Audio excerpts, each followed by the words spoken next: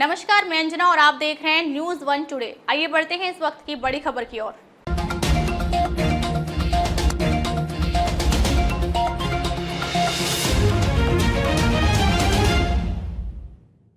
Israel ने Hamas के एक और कमांडर को उतारा मौत के घाट। ड्रोन हमलों का था मास्टरमाइंड।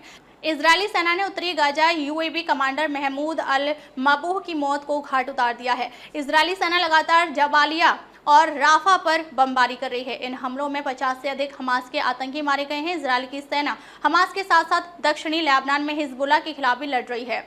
इजरायली सेना ने दावा किया है कि हमास के उत्तरी गाजा यूएवी कमांडर महमूद अल मबूह की मौत हो गई है। इजरायल और गाजा में इजरायली सैनिकों पर ड्रोन हमले को कमांड करता था। आईडीएफ के अनुसार उनकी ओर से जबालिया और राफा में लगातार हमले किए गए। इन हमलों में 50 से ज्यादा हमास के आतंकी मारे गए।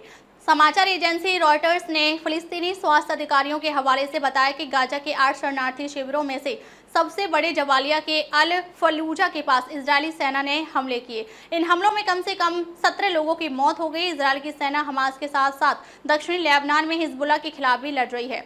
यूएन के परिसर पर हो रहे हमले। हालांकि संयुक्त राष्ट्र समेत दुनिया इस संघर्ष से चिंतित है। संयुक्त राष्ट्र सुरक्षा परिषद ने दक्षिणी लेबनान में संघर्ष के दौरान इजरायली हमले में संयुक्त राष्ट्र यानी यूएन शांति सैनिकों के घायल होने की घटना पर गंभीर चिंता जताई है। साथ ही क्षेत्र में सुरक्षा बनाए रखने में अपनी भूमिका के लिए अपना समर्थन दोहराया है। 15 सदस्यीय परिषद ने सर्वसम्मति से पारित एक बयान में सभी पक्षों से सैनिकों और यूएन शांति मिशन के ठिकानों की सुरक्षा का सम्मान करने का आग्रह किया है। हालांकि इस बयान में किसी का नाम नहीं लिया गया है। यूएन की ओर से कहा गया यूएन शांति सैनिकों और यूएन परिसरों को कभी भी हमलों में निशाना नहीं बनाना चाहिए।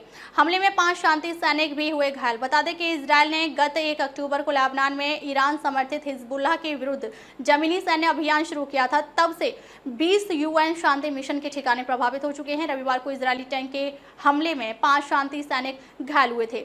इसकी अंतर्राष्ट्रीय स्तर पर निंदा हुई थी। इस बीच यूएन शांति सेना के प्रमुख जीन पियरे लाक्रोइक्स ने कहा कि शांति सैनिक अपने अपने ठिकानों पर तैनात रहेंगे। उनका यह बयान इजरायली अधिकारियों की उस अपील पर आया जिसमें सीमावर्ती इलाकों में यूएन बाल एजेंसी के एक शीर्ष अधिकारी ने बताया कि पिछले 3 सप्ताह के दौरान लेबनान में 4 लाख से ज्यादा बच्चे विस्थापित हुए हैं। हिजबुल्लाह के उप प्रमुख नईम कासिम ने इजरायल को दर्द देने की धमकी देने के साथ ही संघर्ष विराम की अपील की है। ईरान समर्थित इस संगठन का यह बयान ऐसे समय में आया है जब दक्षिणी लेबनान में दोनों के बीच लड़ाई तेज हो गई है। कासिम ने कहा, समाधान संघर्ष विराम है। हम कमजोर होने की स्थिति में ऐसा नहीं कर रहे हैं। अगर इजरायल ऐसा नहीं चाहता तो हम इसे जारी रखेंगे। अब तक के लिए बस इतना ही। फिर मिलते हैं एक ऐसी ही बड़ी खबर के साथ। अब तक के लिए नमस्कार और देखते रहिए न्यूज़ वन टुडे।